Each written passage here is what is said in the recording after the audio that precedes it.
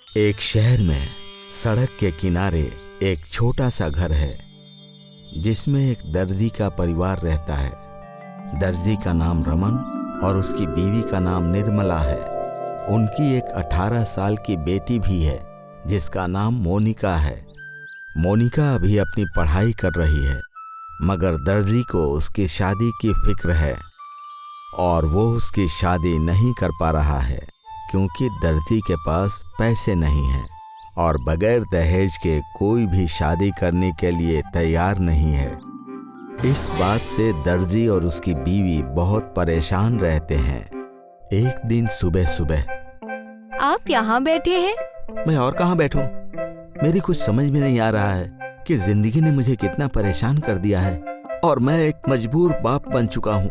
यहाँ मैं रोटी का बंदोबस्त नहीं कर पा रहा और साथ ही साथ मुझे तो अपने बेटी की शादी भी करनी है मगर मैं वो भी नहीं कर पा रहा। आप बेवजह ही फिक्र कर रहे हैं। मेरे लिए ये बहुत फिक्र की बात है। मेरी जवान बेटी घर पर बैठी है। आपको अभी से इतनी फिक्र करने की जरूरत नहीं है। ये तुम्हारे लिए आसान हो सकता है मगर मेरे लिए नहीं है क्योंकि मैं सुबह से इंतजार कर रहा हूँ। मेरे पास अभी तक एक आदमी भी नहीं आया है ताकि मुझे कुछ काम मिल सके और मैं कुछ पैसे कमा सकूं। ऊपर वाले पर यकीन रखिए, सब ठीक हो जाएगा। अब तो दिवाली का त्योहार भी पास आ गया, क्या ठीक हो जाएगा? एक भी कस्टमर नहीं आया। अब दिवाली में भी लोग कपड़े नहीं सिलवा रहे हैं। फिक्र तो मुझे भी है कि इस बार हमारे घर दिवाली कैसे मनेगी, लेकिन हम इसके अलावा कर भी क्या सकते हैं?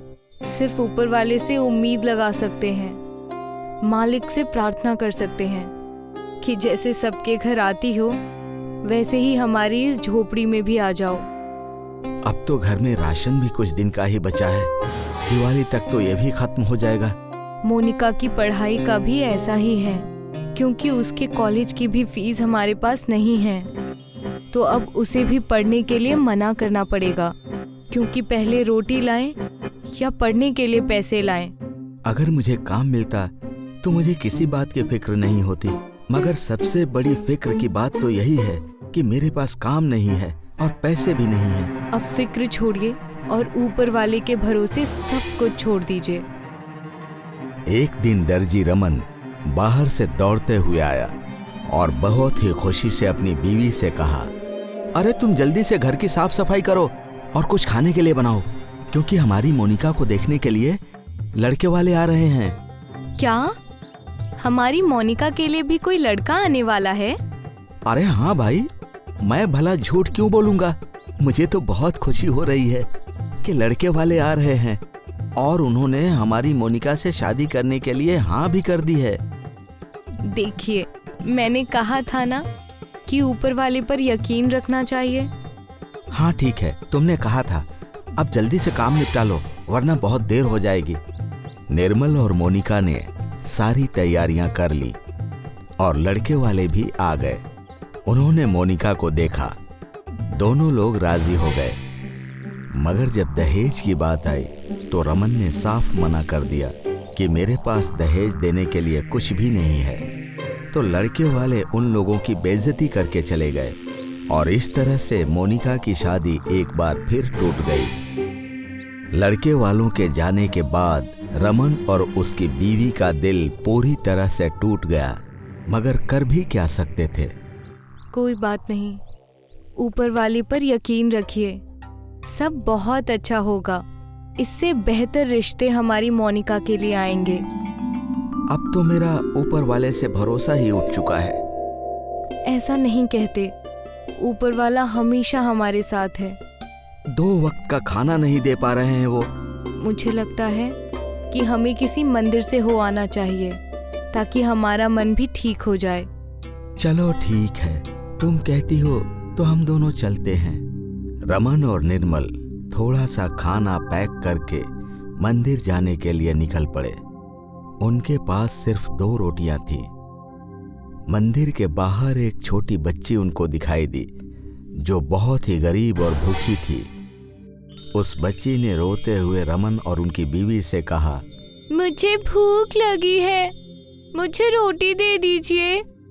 बेटी, हमारे पास तो 2 ही रोटी है, सच में मुझे बहुत तेज भूख लग रही है।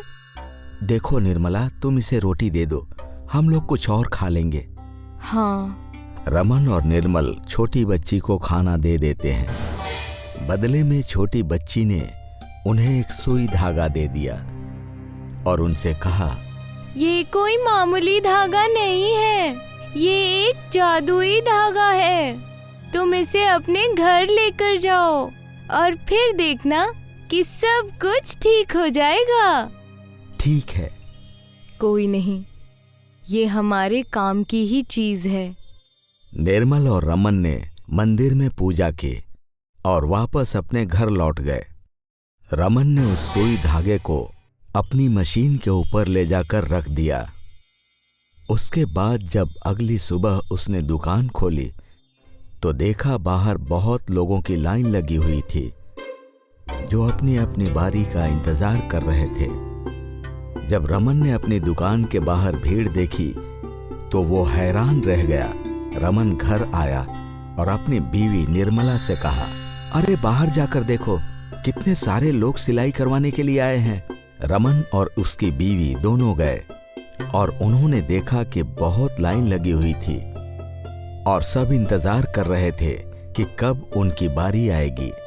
ये तो ऊपर वाले का रहम है।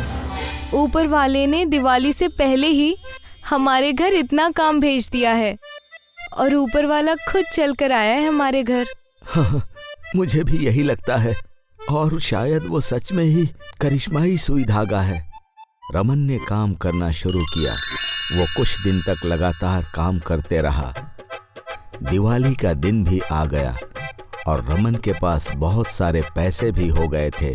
रमन ने अपनी दुकान बड़ी कर दी और उसमें कुछ लोगों को रोजगार भी दे दिया जो रमन के साथ मिलकर कपड़े सिलने लगे। और अब रमन ने एक अपना बड़ा सा घर बना लिया था। दिवाली के दिन रमन ने अपनी बीवी और बेटी के साथ माँ लक्ष्मी की पूजा की।